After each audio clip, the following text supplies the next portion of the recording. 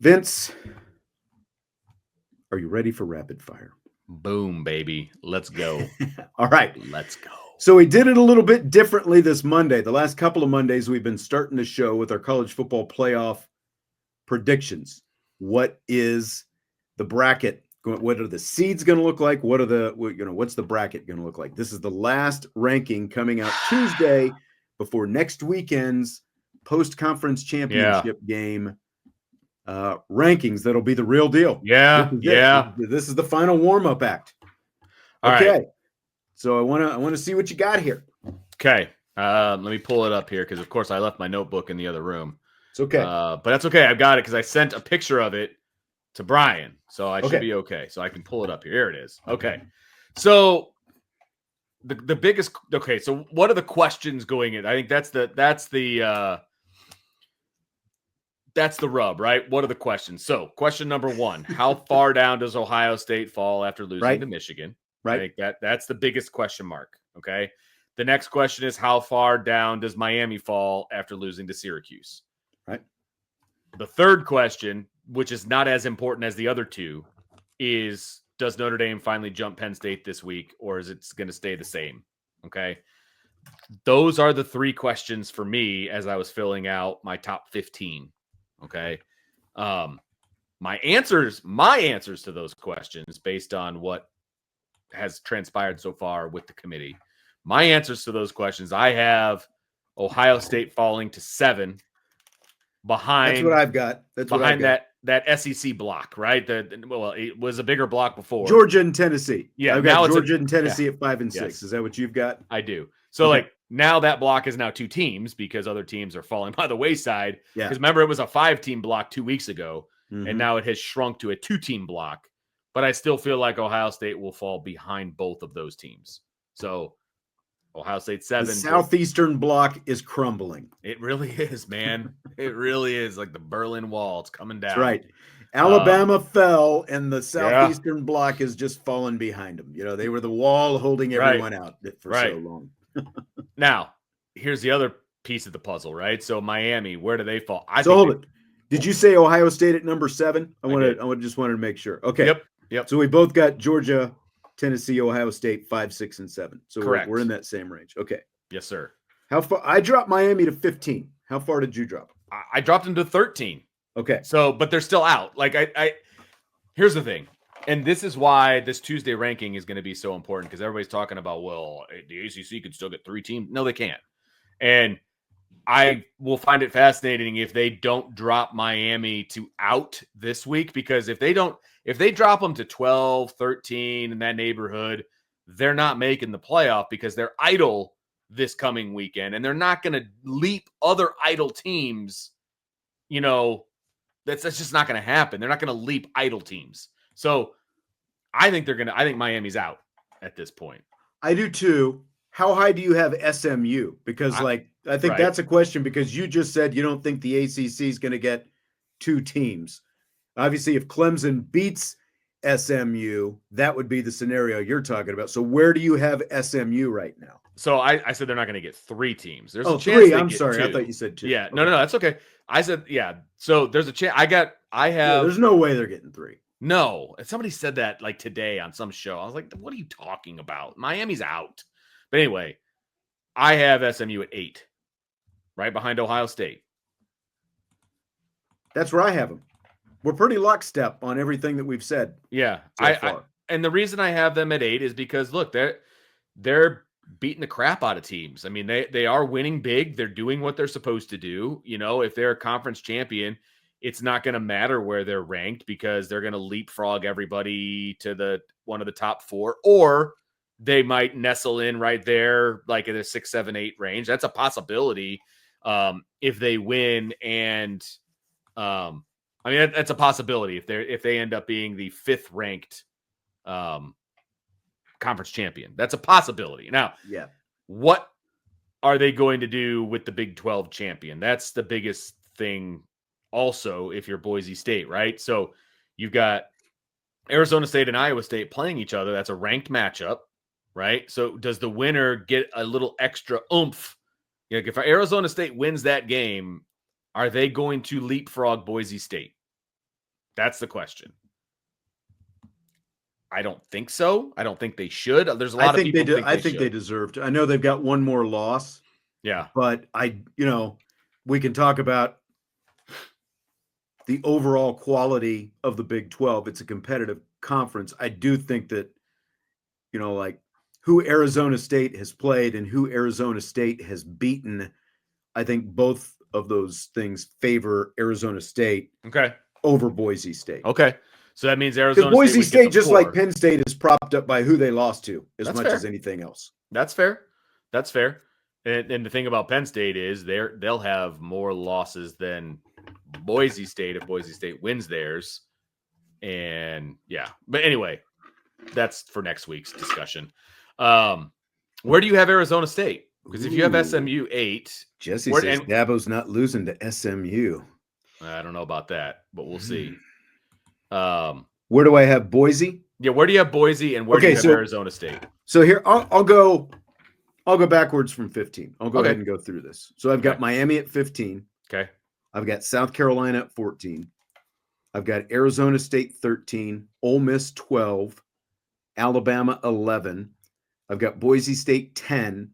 Then I've got Indiana 9. And I know we can obviously, there's a debate about, Alabama and Ole Miss and their 3 losses versus Indiana's 1 loss and all that. The bottom line is Indiana's got 1 loss. Yep. So I agree. Keep them where they are. SMU at 8, Ohio State at 7, Tennessee 6, Georgia at 5. And we'll save that, top part here. So I got Boise at 10 right now. I have Arizona State 3 spots behind them. Okay. I have the exact same, except I have Miami and Arizona flipped from yours.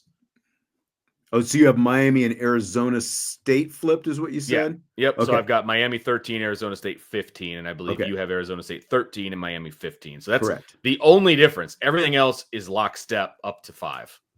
Correct. So if we're going to break it down, look, I don't. By the way, Bub says anytime SMU can pay players, they're a force to be reckoned with. Could not agree more. I get what you're saying, going Pony Express and all that kind of stuff, like going way back. But I think this is actually a fairly underrated thing. Like people keep treating SMU like the little engine that could, completely ignoring the fact that those guys aren't, they didn't just show up there and play for nothing. Those guys are getting a lot of money. There's a lot of money down there in Dallas. There's a lot of money down there. That's exactly right. Yeah. But I don't feel like everybody's still treating them like a group of 5 team, Sean, because this is their first year. Because they moved up this year. Right. Yeah. So it's hard to shake your thoughts on SMU and who they are. And look, I get it. Right. I get it. But you watch their games. They're a good football team. They're a good football team. Yeah. So based on what I have Boise as the 4 seed, SMU as the 3 seed. Yep. And then I've got I left the last team off the bracket here. Well, our 11th, our bracket is going to be identical because. So I guess I would have Notre Dame playing Boise then, right? If you have Notre Dame as the 5, which we haven't discussed yet. I do not. Where's Notre Dame ranked? Are they 3 or 4? I have Notre Dame as the 6th seed. I've got Notre Dame as the 4. And I know. Okay. Listen, I know that you want Notre Dame ahead of Penn State. Last week when we did our predictions, I had Notre Dame ahead of Penn State, but that's not the way the committee saw it. So, yeah, I think they could very well keep them there just so it's a 1-3 matchup in the Big Ten championship. Right. For no other reason than the that. 5 seed and Notre Dame is the 6th seed because of that. Yeah. So Notre Dame, in your bracket, Notre Dame would play Alabama in the first round. And then SMU in the second round. I think I messed somebody up. Hold on. Yeah, because okay, so let's go through this real quick. Oregon is the 1. Yep. Texas is the 2. Yep. SMU is the 3. Correct. Boise is the 4. Correct. And then, so now do you have Penn State or Notre Dame as the 5? Well, I have Notre Dame as the 5. You have Penn State as the 5. So that just flips. So basically, just whichever of those it's teams. fine. Okay. So then who are your 11 and 12? Because I think that when in that range, we were all like pretty lockstep. No, we are. with So each other. 12 is Arizona State because they're the fifth. That's what it is. They're I the left fifth them conference champ. And then Alabama is 11. Right. Because so Alabama's the last team in. Right. Alabama's the last team in, which means Ole Miss is the first team out. And so there will be the conversation about, well, Ole Miss should be ahead of Alabama or Alabama should be ahead of Ole Miss because it matters because whoever's above is the last team in. So that conversation all of a sudden is one that matters. So the way our bracket's set up is, if your bracket sets up that Alabama and Notre Dame would play in the first round, Notre Dame hosting Alabama, and then Correct. The winner gets SMU. The 12-5 would be Arizona State and Penn State, the winner getting Boise State. Right. Right. And then on the top, you've got Ohio State traveling to Tennessee and then taking on Oregon. And then IU travels to Georgia, winner takes on Texas. Yes, exactly. And now look, like I said, I think Notre Dame at this point in the season deserves to be ahead of Penn State. I think, we talked about it last week. If you look at all the metrics and all, like the stat rankings and everything else, and you just watch the two teams play football, Notre Dame far and away has more explosive offensive playmakers than what Penn State has. Penn State has a good defense. They've got a solid enough quarterback, but they don't have the playmakers offensively that Notre Dame has. That's the biggest difference. I do think that even though Penn State's defense is good, Notre Dame's defense is still good. But the reason I put Notre Dame back last week, I put Notre Dame ahead of Penn State, just like Vince did. But like I said, that's not how the committee saw it. Right. And I felt like there was a better case to move Notre Dame ahead of Penn State last week than this week. So that's why I just went ahead and moved Notre Dame back behind Penn State, not going on like what I think it should be, like what I think the committee is ultimately going to do. Yeah, I think that, to be honest with you, like I have Notre Dame at 3. I got Penn State at 4 because I just keep, riding that train. But here's the thing. It doesn't matter because if Oregon does to Penn State what I think Oregon's going to do to Penn State, Notre Dame then leaps Penn State and it doesn't matter anymore. And Notre Dame gets the 5 seed. You know what I mean? So that's why I was on the show last night. I was like, look, if you're a Notre Dame fan and you want Notre Dame to get the 5 and all of this other stuff, then you need to root for all the favorites in the conference championship games to win. Exactly right. You got to root for chalk. That's what Bub said. If Oregon and Texas win, Notre Dame should get the 5 seed. Agreed. It'll all look, I hate to say it because this is how it's been all season. As long as Notre Dame takes care of business, and that's what they've done, and then just sit back, it all takes care of itself. And that's exactly what is going to happen on Saturday. As long as it goes chalk, specifically in the SEC and the Big Ten. The other ones I don't think really matter. SEC and Big Ten, if they go chalk, Notre Dame's the 5. Just like that. Yeah. And they're in the exact same spot they would be if they were undefeated. That's which is crazy. It's mind-boggling. All this hand-wringing, all this stress, all this pressure, all season long. And they're in the same place they would be if they were right back in the same place. It's unbelievable, man. It's unbelievable. And just to add just a little bit of something to this whole thing, if it was still a 14 playoff, Notre Dame's in, by the way. Yeah. It's just even crazier. Right? Even crazier. Wyatt says UNLV is ranked right now, but he thinks Army should be more deserving than them. And I had a string of texts from someone I know who was asking me about Army and, the possibility that Army could still get an at-large bid or even an automatic qualifier bid. Look, we're all, God bless America, like Pat McAfee said a couple of weeks ago, I'm picking Notre Dame, but I still love my country. I still love America. It's right. Sorry, Army. The Army's just not getting in. The strength of schedule is horrible. They haven't beaten anybody good at all, and they got obliterated by the only good team on their schedule, and that, of course, is Notre Dame. Army is just they're not getting in. I like the AP had them ranked this week. I will be curious to see if the College Football Playoff Committee even ranks them again at the tail end like they were a couple of weeks ago. They're just not getting in. UNLV, well, UNLV is going to obviously have to beat Boise State. But my point is, even if Army wins the AAC, UNLV is going to get in over Correct. Army. It's just Army's not going to happen in the playoff. They would have had to have beaten Notre Dame. Yep. And it's USMA. We got an Oregon 87. fan in the chat. Sean, Darth Ducky. Ducky. Oregon wins. You guys get that 5 seed. Part of me wants to throw the game just for the 5 seed, also hoping Bama is 12 and we can host them at Autzen. That'd be fun as well. I understand. He wants to throw the game just for the 5. So he wants the 5 seed just so that they can host him. I don't think your coach would see things that way. No, well, he definitely wouldn't. And Bama's not going to get the 12. There's zero chance of that happening because Bama is going to be their idol, obviously, and they're the in our seeding they're the 11 right now. They're not going to be 12 because there's not going to be 5 conference champions that are ranked higher than Alabama, right? The 5th conference champion would have to be ranked higher than Alabama to bump them down to the 12. Yeah, that's not going to happen. So let's be honest. Bama's not getting the 12. I concur.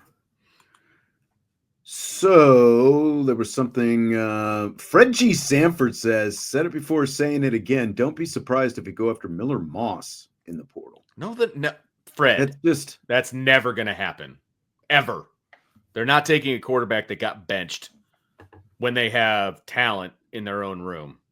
It's not going to happen, Fred. But right. I appreciate it.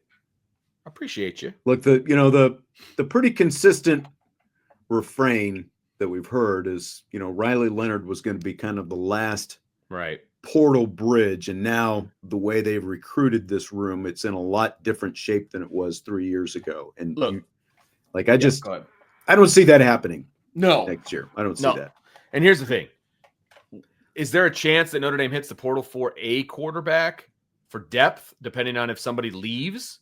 That's a chance. There's a chance that happens. I mean, yes, sure. There's a chance that occurs, but they're not going to the portal for a starting quarterback. That is not going to happen.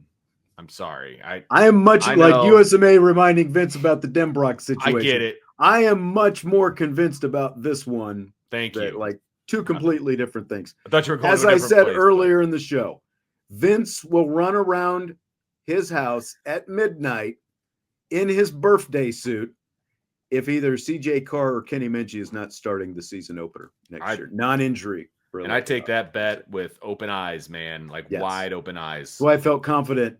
That's why I felt confident enough to make that bet for you. Yeah, so. I feel really good about that one. I feel really good about that one. Again, might even get you the red hot chili pepper sock just in case. Hey, maybe they bring in Miller Moss to be a backup or something like that. I guess that's a possibility, but they're not going to bring in Miller Moss to start. And Miller Moss ain't going to come here to be a backup. Yeah, exactly.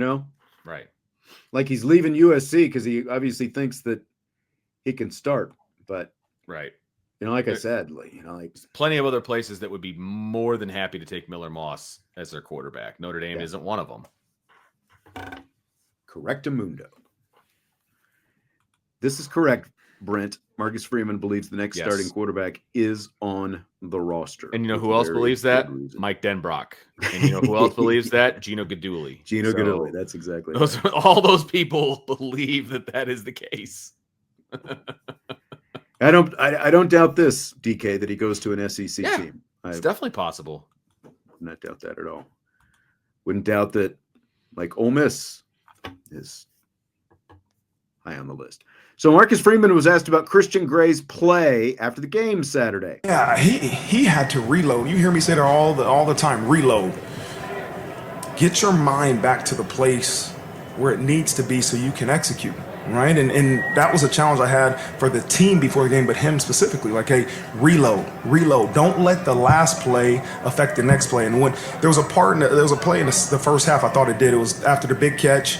The next play, he kind of got the PI. And Christian Gray's a great player, but he had to get back into that moment where Nothing else matters but doing your job, right? For us to achieve team glory. Don't let anything personal affect that.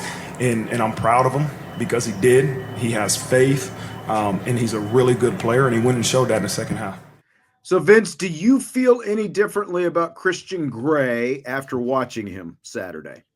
I feel like I know that he's a pretty resilient guy and is never going to quit, and he's going to reload, as Marcus Freeman likes to put it. I don't think he's ever been tested like this before, and not only has he not been tested like this, he also hasn't played this poorly in a Notre Dame uniform. Look, he played bad. Like I'm not going to sugarcoat it. He played poorly, right? But he made a play. I think he played poorly by the standards that we've seen from him. Because like sure, Gordy 100%. Says, has he ever had a game that bad? No. But, not in a Notre Dame uniform. But, again, like you talked about Lincoln Riley having that little earpiece into, his quarterback's ear, Maava. And, like, when USC got that touchdown, those throws at the end of the first half, I think that dictated it's like, okay, I think we found something. Because, like, rewatching that game and seeing all the commentary and everything, like social media that blew up, afterwards about Christian Gray. It's like, I was just expecting from start to finish, like the worst performance we've ever seen. Now, like you said, you're not going to sugarcoat. There were still some good plays that Christian Gray made. 100%. He started out the game great. Yeah, exactly. Like he was making plays. He obviously had a couple PIs, but like even before what ended up the pick six, when he's going up against that 6'6" guy and he had the pass breakup over there, like, did he have the kind of game any of us expected? No. But the fact is, Maava, he threw the ball 47 times and the ball had to go someplace. Sure. Like the ball had to go somewhere and they weren't having that much success trying to go other places. And, Al Golden tried some zone. They played some man. They did some different stuff, I think, to try to protect him. So I kind of write it off as, look, they decided that Christian Gray was the guy they had to pick on. They used a lot of that size to do it. Does he have some things to get cleaned up? Yeah. But, even Darrelle Revis, Darrell Green, my guy Trayvon Diggs, who led the NFL in interceptions a couple years ago, he would still give up some plays because teams were throwing at him all the time. Like, can Christian Gray continue to make enough substantial defensive plays when he needs to? Because, again, USC had some talent specific to wide receiver. They always recruit those wide receivers well. So, like, I'm not just going to, like, throw the baby out with the bathwater. Did he have a bad game? Yeah. But to me, he did enough, especially at the end, to redeem it. 100%. Like it showed me that he has redemption in his spirit. Like he's not going to quit. He's going to play the entire game, right? Everybody has a bad game. I'm glad he got it out of his system because I don't anticipate that that's going to be the case, moving forward. And this is the best group of receivers and the best offense that they faced from a passing standpoint. No doubt about it. And look, Leonard Moore had a great game. And I think Christian Gray struggled, but he made the play in the end when it mattered, man. He literally won the game for Notre Dame, or at least sealed it, right? So you can't be too upset with the way that he played when he goes out and does what he did at the end of the game, right? And I mean, it's like Uncle Mike Talks Football says, if we didn't have two pick sixes, Gray would be in everybody's doghouse. Well, don't forget the first pick six was his. Exactly. And think of the play that he made, that move that he made to get it. Like he made one of those plays. And that's what Marcus Freeman was talking about. And like so much of that position specifically is just that short memory and having the confidence to keep going forward. Yeah, and exactly. He made a play when it counted. Would you like to have seen the other stuff cleaned up? Yeah. Sure. I mean, Decaf made a good point. The pass rush was not getting home. That doesn't help anything. Right. And again, USC's talent was wide receiver. And they decided they needed to pick on someone, and they picked on Gray. Like we've seen, in the not too distant past or around the same time, Benjamin Morrison was the same age, like quarterbacks and defensive coordinators were still throwing at him. And sometimes, they'd succeed. Other times, Morrison interception, like, yeah. I don't think we saw Benjamin Morrison quite turned around the way we saw Gray turned around the other day. But again, man, like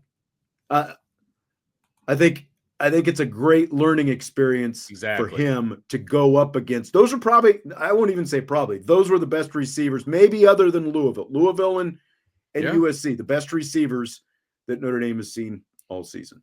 Agreed. And like I said, I'd rather that happen now than 3 weeks from now or 4 weeks from now or whatever the case may be. So there's something to build off now. There's game film. You won the game. You made a great play. But there's game film now that you can sit back and look at and learn from. And I think that that'll be just as important as any successful play that he had. So here's Gray on if he knew he could still make a play before he had that 99-yard pick six. Yeah, definitely. In my head, I said, all right, no more holding back. I just got to break through the chains. Like, that's what I said in my head, and I just screamed it out because the best thing to do is just kind of scream it out and then just go ball. All right, so there's just scream it out. Got that ball. Christian Gray getting that pick six, Vince, was blank. It was cathartic for me. No, it was. Anyway, I'm sure. What would Dylan DeDario say it was? I know, right? I should get him on here. But it was. I'm sure it was much more cathartic for him. Like, yes, finally, something happens positive, and he's able to make a play, and I was super happy for him when that all went down. As happy as I was for the team and for me as a fan, and all of everything that it meant. I was even happier for him specifically because he was having a rough day, right? And that's a great way to finish it off, man.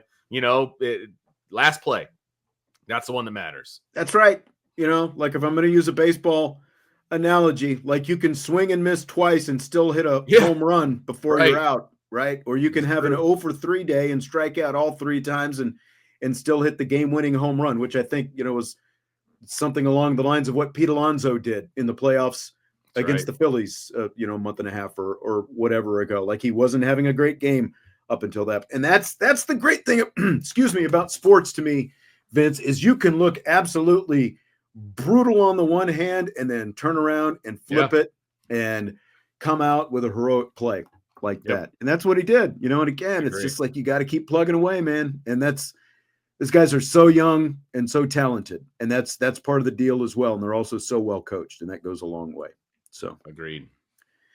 Fill in the blank. Xavier Watts giving the USC sideline the business on his way to his 100-yard pick six was blank. Iconic. It was iconic. I noticed it as soon as it happened. I started texting people. I was like, "Can you see him looking at things?" I mean, this is. It was freaking awesome as he was running down the sideline. You could just see his head turn, and I was really hoping I would get more reaction from the USC players as he. I went back and I watched it like 100 times, trying to see if there was reaction from the USC players, but it was just like deadpan, like they had no emotion whatsoever. I wanted to see them trying to chirp back. I did thought I see like one guy kind of smiling as he ran by, actually, which I thought was interesting. That's great. That is awesome. That's fantastic. If you can tell me where I'm going to go with this, I won't do it. Like if you can predict where I'm going to go right now. You got nothing? No predictions? Nothing. All right. So I'm like, when you look at this entire sequence, first Christian Gray's like, you got that from Vickers, working Essex County. You pawn it off as your own. And then Watts jumps in. And he's like, how you like me now? I'm going Goodwill Hunting here, by the way. And then Adon Schuler's like throwing the deuces at the end. And he's like, my boy's wicked smart, taking it to the end zone. So that was my take on it. Like I was trying to imagine the things that Xavier Watts was saying, because he did it twice, right? It's like you did it the first time, he did it the second time. I'm trying to imagine the things that he's saying, and it was just absolutely hilarious. Typically my references, come from that pool of, like the Vince Vaughn moneymakers, like Wedding Crashers, Old School, Dodgeball, classic, or like Tarantino, but the Goodwill Hunting scene, I won't even say it's underrated because, of course, it finishes with, I got a number. How do you like them apples? Them apples, so, yeah. It's funny thinking about those guys talking with Boston accents, though. Because I know, right? What, Omaha, New Jersey, and Missouri. So fill in the blank. Tyler Buchner's fake punt pass to Mitchell Evans was blank. the ballsiest call Marcus Freeman's ever made. They were on the 26-yard line. It was 4th and 9. You were not even close to midfield where you would think that something like that might be coming. And it was 7-7, Sean. It was 7-7 at that moment. And it was 4th and 9 on the 26-yard line. And Marcus Freeman's like, yeah, we're going to fake punt it here. And we're going to have our walk-on quarterback throw it to Mitchell Evans on a throwback. I mean, so many things had to go right on that play because you had all the action going to the right, first of all, with Jeremiah Love and everything had to fall for it. And the whole team had to fall for it because you had a one-man route. One man. Yep. And that man was Mitchell Evans. And when he threw the ball, I'm like, man, I don't know. Like this, it seemed to take forever to get floated it to him. Yes. And obviously it ended up working out. And here's the thing. The USC kid only took like 3 steps in the wrong direction, but it was enough. Obviously. Just enough that he was able to make it. I mean, because if Mitchell Evans isn't open there, I'm not really sure what they do because Tyler Buchner's not in a position to run it. He's 10 yards behind the line of scrimmage, so you got to gain like 19 yards. If he's in trouble, if he bobbles that, if something happens, there's so many things could have gone wrong, and yet everything went right. I mean, that was man. Stones, man. Whew. In a 7-7 game. 7-7. 7-7. And I love to see that that they're willing to keep going back to it, like obviously the Virginia game when it gets, called back because of the illegal formation or whatever. This was a lot different. And, someone asked us on Twitter, like, okay, when 26 goes out there now, someone's going to start spotting him out there and it's going to be harder to figure out. Can you switch his number? Sure. Switch his number. Why not? I mean, they're still going to find him on the roster and figure it out. Switch his number anytime you want. But there's guys that switch numbers all the time.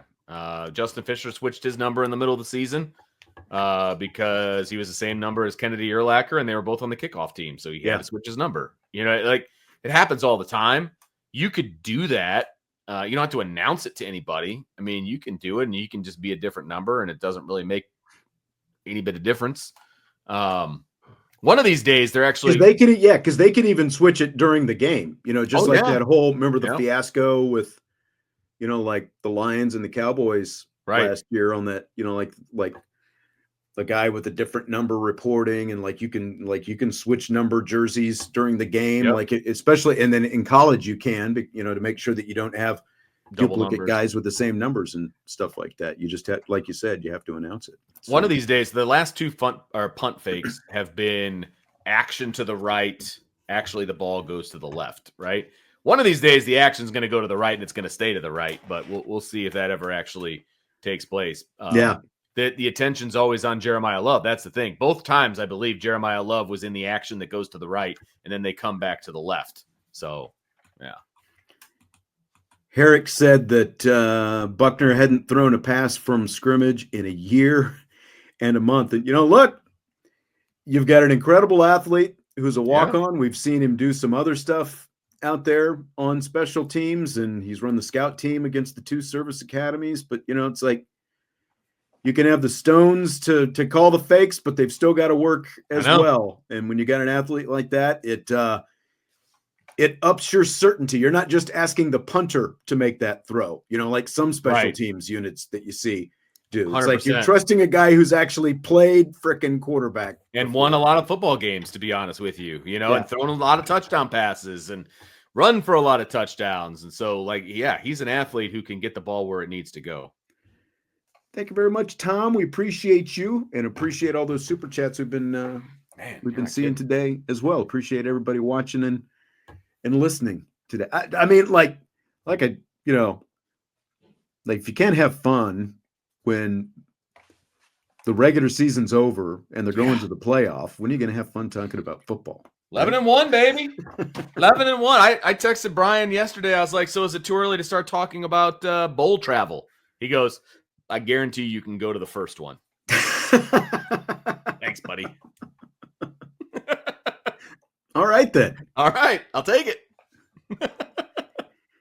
I think the first one the home game might end up being my only opportunity. I think we looked at the schedule, kind of when the dates are, and that might be my only opportunity. So yeah, I think you might be right. Unless Brian wants to pay to fly me around, like a little bit extra or something. A little extra, yeah. Yeah, you never know. Guessing no. You never know. So, a lot of reaction to the fight at the end of the Michigan-Ohio State game. Both of the Big Ten fined both of the schools $100,000, but Kirk Herbstreit says the conference needs to look at the film, suspend all the players who were the aggressors for the good of the sport. Do you buy or sell that? I mean, look, I hate both teams, so of course I'd be like, suspend them all! Set them all down. I don't care who it is. And it actually surprises me a little bit that Kirk Herbstreit, who's an Ohio State alum, is like, suspend him. That does surprise me a little bit because it's his school, right? I would say this. I think there's somewhere in between that you could go. Like, you should look at it, and you should, like, these guys are all making money. Fine them. Fine them some money. I don't really have a problem with that, to be honest with you. These guys are all making good money. Fine them. It's ridiculous. The whole thing is ridiculous and it shouldn't happen. So there should be repercussions because those kids aren't going to feel that $100,000 fine. And I think there should be some sort of a penalty. I don't know that benching these kids from a bowl game is the answer. I don't know that that's the end. That seems a little too This much. is a massive sell for me. It's a massive sell. Okay. For me. All Do right. we really need suspensions? I mean, this is a rivalry game. Agreed. Things were going to be heated.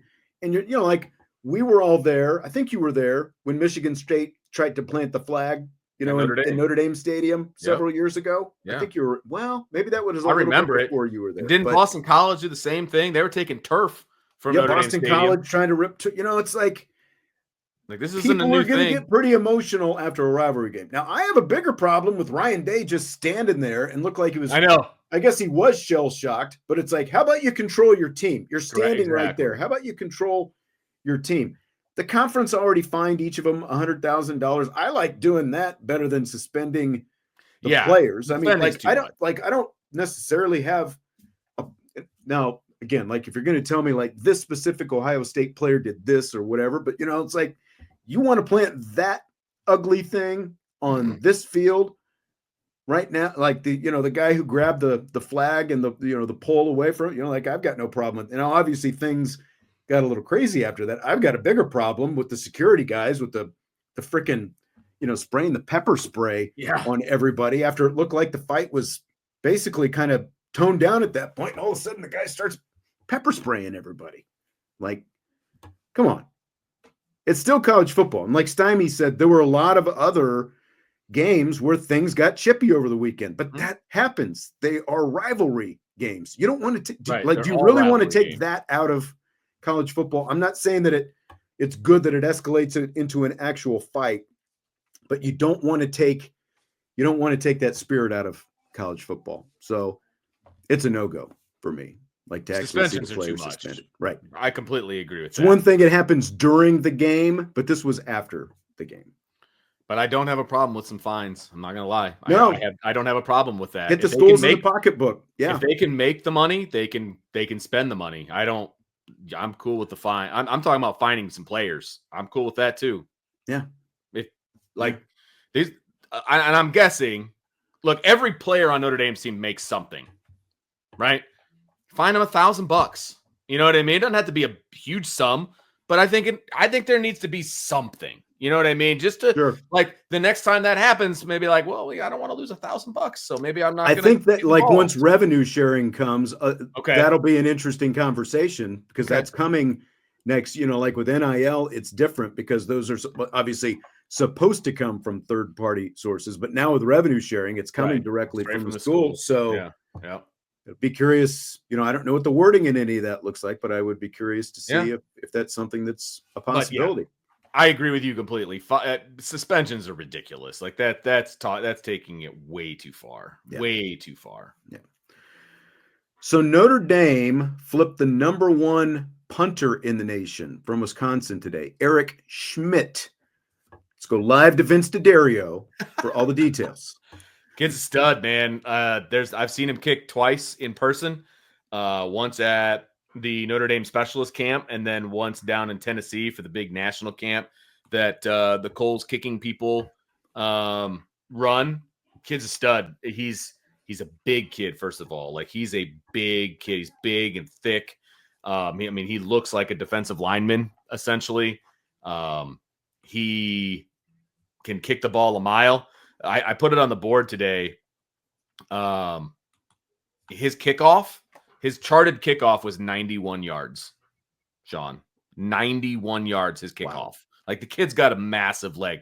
And to put that into perspective, colleges kick off from the 35-yard line. So getting it to the goal line is a 65-yard kick.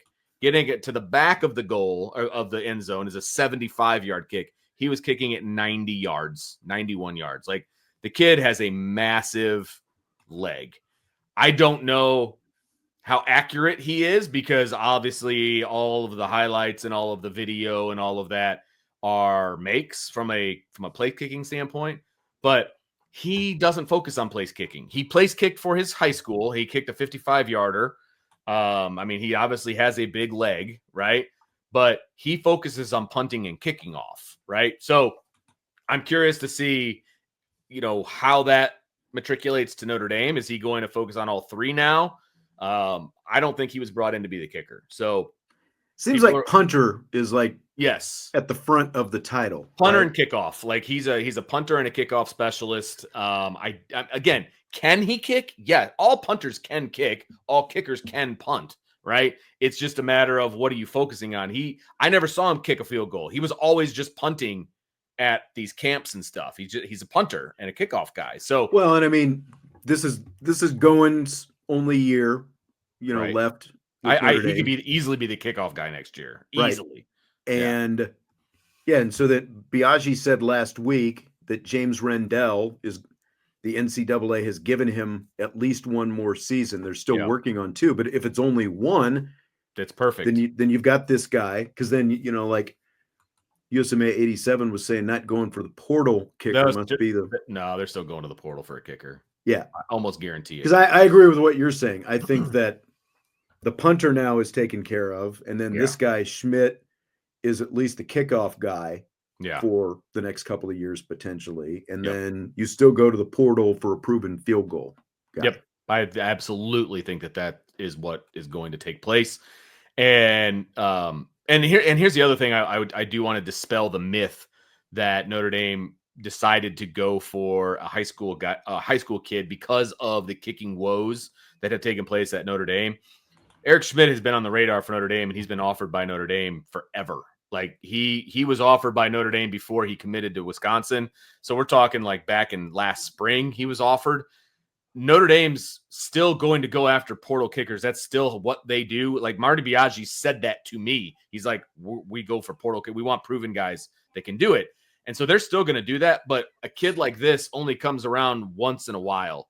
Yeah. And when that happens, you offer him. That's what you do. And he committed to Wisconsin. That's his home school. And Marty Biaggi kept on him, and they got him to flip, which is awesome. That's fantastic. You still got to go after the number one punter and kickoff guy in the country. He's the number 26 kicker, though. So I think that's important to understand, too. He's a five-star kicker, but he's number 26. There's 25 better kickers in front of him. But he's probably one of the better guys that can do everything. But the other, I think kickers, even punters, but, I think this is why you go to the portal for them. Like, they're harder, especially when they're young.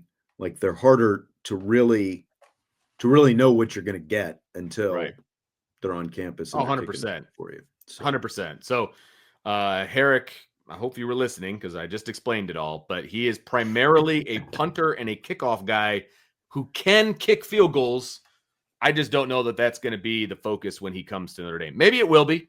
Maybe by his junior and senior season or something, depending on, but that, again, that gives them time to get him on their, on campus in their practice, see how he does with the field goals. It's just different. The pressure is different. The stadiums 100%. are different, like how your leg is actually going to mature and all that. Oh yeah. Kind of stuff, 100%, all of that. What was the kicker? Like, God, this has been a million years ago, but the guy that ended up at Florida State, and I think it was down to Notre Dame and Florida State. This was in the 1990s, and he ended up at Florida State, and it never just never panned out. Yeah. Like the way everyone thought it was. It could be he a was mental supposed to be the number thing. one kicker. Yeah. Yeah, like the mental It aspect. could be a mental thing. It could be a physical thing. It could be a million different issues. The operation. Snap, hold, kick. All like there's just a million different things that can go wrong, and all of those different things. But look, at the end of the day, Eric Schmidt, that's a huge get for the special teams at Notre Dame. He's on a full scholarship, and rightfully so. The kid can boom the ball. We'll see what happens as far as being a place kicker, but I fully anticipate Notre Dame to get a place kicker in the portal. Fully anticipate that.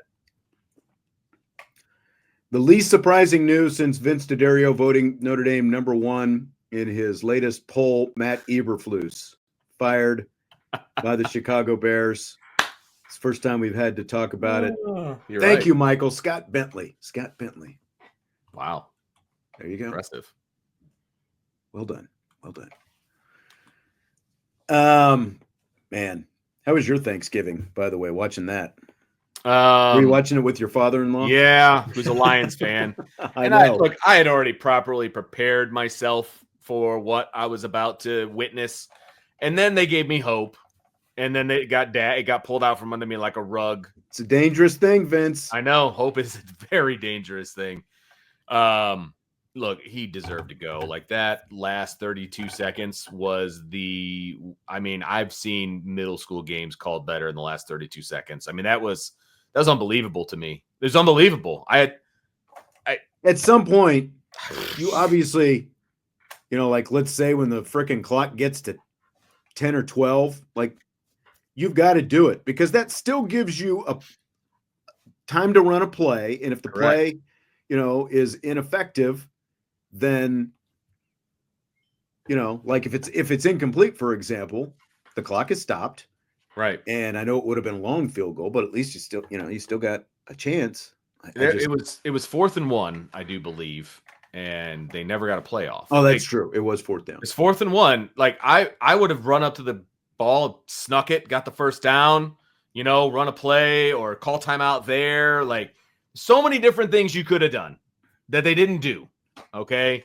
That was an embarrassment. And there's a lot of reasons to fire Matt Eberflus at this point. A lot of them. This one right here is enough for me. Like the cumulative effect really since everything that happened at the end of the Washington game. And somebody said 5 weeks ago, it's like, man, it's been 5 weeks already.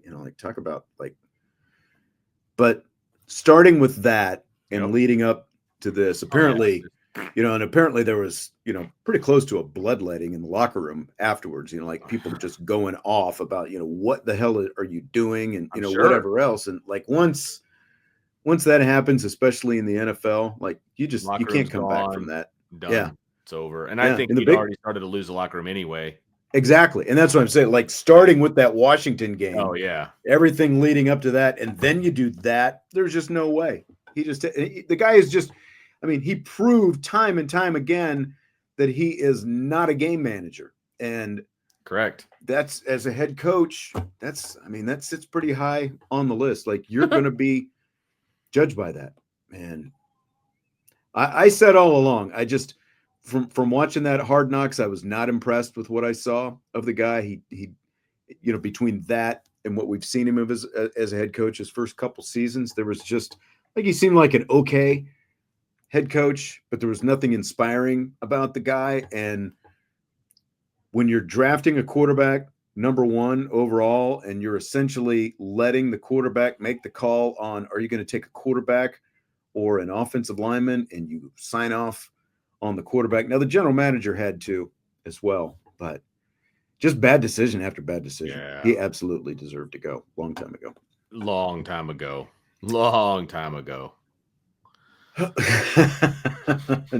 DK just rubbing salt in the wound. Eberflus to Dallas. Well, and the people that are actually an assistant in Dallas a few years back before he went to the Colts. The people that were, Ryan Day should go to the Bears. At that point, I'm hanging up by fandom. If that happened, I'm out. It's just too much to have Ryan Day as the head coach and Caleb Williams as the quarterback. I'm out. I will officially be a Lions fan at that point. So Hart can't take it anymore. Nope. Cannot take it. I'm done. I am done. So we did have a couple questions from Michael and Joseph, and I think Salty had something earlier about women's basketball in the Cayman Islands. And Yeesh. man, like the TCU game, I mean, there was some legit, Haley Van Lith and Sedona Prince, like some legit players in that game. And Prince is 6'7", and Kate Koval went into the game with 24 block shots, number 1 in the country, and Prince came in with 23, number 2 in the country. And then Prince had 20 points, 20 rebounds, and 8 blocks in that game. And it just felt like a real learning night for Kate Koval. But she still looked like she would. Now, I mean, she took I think it was in the first half. I don't know if you were watching it all, but Prince kind of like the back of her head hit Koval on the lip, and she was, she was bleeding coming out of that. And they kind of had to, like patch it up inside, I guess, like where her lip hit her tooth and all. But like she just kind of looked like there was some carryover effect. There was some carryover effect, I think, for the whole team against Utah. So I guess my point is, like with TCU, you could kind of not that you saw it coming, but at least like this is a really quality opponent. They've got a quality coach. They've got some, legit players. I was really shocked by the Utah game. It was just like Notre Dame was just never quite, locked in from like when they were able to run, things were great. But once they were half court, there was just a lack of general ball movement and, like running plays and the offense and that kind of stuff. I guess if I'm going to use my analogy, there's a lot of basketball to be played, but to me, like this weekend could sort of be their Northern Illinois. There you go. Weekend, so coming off a big win against USC, is that the A&M game? Because that's the thing. It's like you look so great a week before, and then you go down there, and it's just like, man, what happened? I don't know. They look unbeatable against USC. I know. But I will tell you this, like they're going to play Texas, and Texas this Thursday at home in that Big East SEC Challenge, and this is another top 5 team, but Notre Dame's going to have a good scouting report. They're going to have a good game plan put together, and I think that it'll be every bit the exciting game that we thought it was going to be a week ago. And maybe that, again, like maybe they got caught looking from USC forward a little bit too much. I don't know, but Texas and UConn in the next couple of weeks, it's not going to get any easier. So I'm ashamed. Jesse doesn't even spell my name right. He says, what happens if Mike is back in Dallas next year? Now he's just egging me because I think I've already told him. I don't know if I said it on a show. If McCarthy is in Dallas next year, I'm boycotting. Are you out? I am out. You and I will be looking for teams next year. Yeah. Maybe you and I can just go eat wings together on Sundays or something. Sounds good to me. Yeah. We'll just draw a team out of a hat. And just cheer for somebody. Doesn't even matter at that point. I can just only hope that he's not. Okay, so this was on the list today. Decaf wants to know if you saw Gladiator 2. You saw Gladiator 2. I saw Gladiator 2 about a week and a half ago now. Was it better or worse than you were expecting? It was better than I expected. Me too. I will say that because there were some twists and turns that I was not anticipating. Because in the preview, it just looked like a retread of the first one. It did. It looked like a retread, and I was like, really? But they kind of tried a little bit to go the Top Gun Maverick route with sort of how they mapped it out. Yeah. It was, so I was like, look, I really want to see this movie because I really like the first one, so I'm going to give it a shot. That's kind of how I was. I saw that. TK said Vince will draw the Cowboys and I'll draw the Bears. That would be our luck. It would be too. But no, I was pleasantly surprised with some of the twists and turns and some of the things that went down, and a little disappointed in some of the twists and turns that went down as well, just from a storytelling standpoint. But it was a good movie. It was not as good as the first, but it was a good movie. It was more than I expected. Is that fair? Yeah, and I would agree with that. And it was kind of funny because the guy who played the Hound for you Game of Thrones fans out there, he made an appearance. He was like the big burly, like I don't think he showed up until the last two scenes when he was in the arena and he was like in charge of like the army inside, like the arena and all that stuff. And he was like the big guy on the horse at the end. Again, I'm trying not to give any stuff away when they were kind of riding at each other and all that. He was the leader of the ones coming out of the city. Okay. He was a Game of Thrones guy, but I don't know. It was interesting because they did definitely Joseph Quinn, who's in Stranger Things. I think he was it Eddie Munson, the guy who played the do you watch Stranger Things? Mm-mm. Not a Stranger Things guy? Okay. Well, you're not going to get that. Like big, like everyone's famous. He played the Metallica guitar thing. Okay. In Stranger Things. He was one of the taller twin emperor is who he was. Oh, gotcha. Remember they had twins, but it really felt like they were like some of the things, just like the way they talked, it was very Joaquin Phoenix. Yes. Well, I mean, some of the stuff, but yeah. But I mean, it was very Joaquin Phoenix like with kind of some of the notes they were trying to hit from the first one. I want to know where they came from. That's the biggest thing for me. They never really explained where they came from. And I will say it was odd.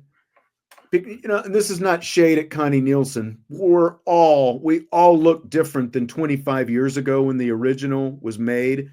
But like at the front of the movie, they said it had been 16 years. Yeah. Since the stuff that happened, which is in odd the original. It's like, I'm sorry. Connie Nielsen, basically the only one, if I'm not mistaken, maybe like one of the senators, one or two of the senators. The older senator that was on her side. Everyone looked more than 16 years older then, because it's been 25 years. Correct. It's like, could we have just said 20 years later? Yeah. Like, I don't understand. Because I don't understand why. Yeah. Yeah. It didn't make sense to me either. And if they're trying to match some sort of Roman timeline that actually existed, nobody cares. That wasn't necessary. Exactly. Nobody cares. Yeah. I mean, I thought it was better than it was going to be as well. At the same time, I thought there was still a lot of room for, could have been a better movie. A little like Rocky IV at the end, like after the Drago fight, like I can change, you can change, we all can change, like the little speech. The speech that he gave at that the kind end. of stuff. Yeah. So I don't know. And I also felt like they kind of screwed up with potential like another sequel opportunity, didn't you? Yes. Again, without any spoilers. I don't want to give anything away, but I'll just say just the way they ended. It was just, well, okay. So, because like the guy who played the lead, never heard of him before. Lucius. Yeah, the guy who played Lucius. But I'd say, like, look. If you got a couple hours to kill, like I would say go see it. It was entertaining. I was entertained, but I was entertained. Thank you. Are you not entertained? Yeah, I was entertained. I was waiting for something like that. I know. I was entertained, and there were definitely nods to the first movie in a couple of different ways, and some different things. And right. But it was better than I thought it was going to be. So I will give it. I will give it that prop. So for sure. Yep. All right. Well, I think that's going to do it. We gave you guys a 2-hour show. I hope you're happy. I know. We got Jesse, like he should be pushing Cleveland about right now since he was still chiming in a second ago. So I hope he wasn't actually typing on his phone, which is why he misspelled your name. But maybe him and Tommy drove past each other out there on the toll road someplace. Seriously. All right. We're going to go ahead and wrap it up with that. Again, appreciate you being here tonight. Oh man, Scott coming in hot at the very end. Gladiator 1 stunk. Glorification of violence. Wasn't rooting for the protagonist. Never wanted to see it again after the first time. Definitely not watching. Ooh, man. Wow. That is a hot take. You are in a minority, my friend. I appreciate the chat and everything, but you are in a minority. The fight scenes in the original, like I would say, they could have easily cut about 20 minutes off the original, and I would have been a lot tighter. They could have that's fair whittled some of the stuff, like cut out some of the space in between, because the the gladiator scenes in the original were just awesome. Unbelievable. So, yeah. Unbelievable. Yeah. They tried to recreate him in this one. I will say this, and because they do show it in a preview, so it's not really giving anything away. I thought when they filled the Coliseum with water and they did like the water scene, that was dumb. I thought that was a little bit much. That was dumb. Yeah. I didn't Totally like that. agree. It didn't add anything. Like all it was there for was to educate people who didn't realize that they filled the Coliseum with water back in the day. Like that's all it did for, Mhm. it didn't add anything to the movie in any way to me, but so I'll leave it at that. I agree. Could have come up with some better fight scenes, I Yeah. thought, than what they ended up doing. All right, well, smash that like button before you leave. Again, appreciate you being here tonight. We're off and running on a great week. Plenty more content, of course, coming for you, all week. And basically, like we don't stop year round, obviously, No. but now's the fun time. We're in college football playoff mode, and as long as Notre Dame keeps surviving and advancing, we're going to have a lot of fun stuff to talk about. So we got a lot more coming. Yeah, a lot more. MFers. All right. Hit the like button, and we'll talk to you tomorrow on IB Nation Sports Talk.